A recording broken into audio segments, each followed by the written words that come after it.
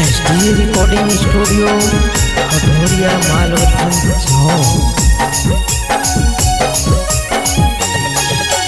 कहाँ करो ही कोचिंग छोड़ी कहाँ कौले जावा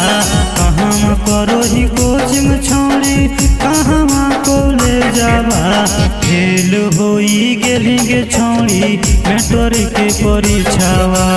फेल होई गेली गे छोड़ी मैट्रिक के परीक्षावा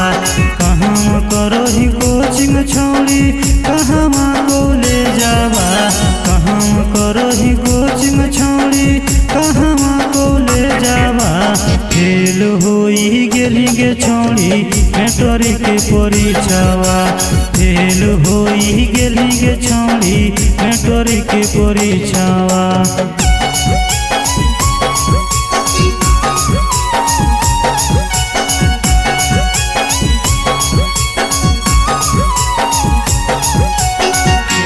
होई गेली गे छोड़ी मैट्रिक के परीक्षावा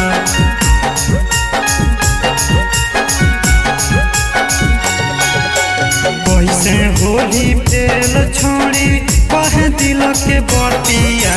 कैसे होली फेल छोड़ी कह दिल के बतिया शोर होई गेलो गे पूरा पका के कोले जावा शोर होई गेलो गे पूरा हंसी के कोले जावा कैसे होली फेल छोड़ी कह दिल के बतिया कैसे होली फेल छोड़ी कह दिल के बतिया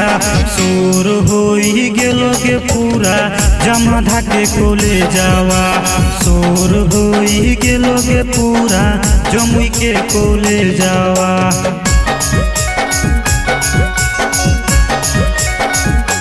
शोर होई गेलो गे पूरा जमुई के कोले जावा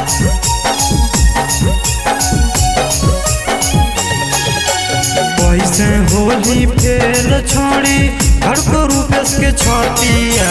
कैसे होली फेल छोड़ी हड़को रूपेश के छतिया कर लेली गे छोड़ी संजीव राजेश सधिया कर लेली गे छोड़ी प्रेमी लाल से सधिया कैसे होली फेल छोड़ी हड़को रूपेश के छतिया कैसे होली फेल छोड़ी हड़को रूपेश के छतिया कर लेली गे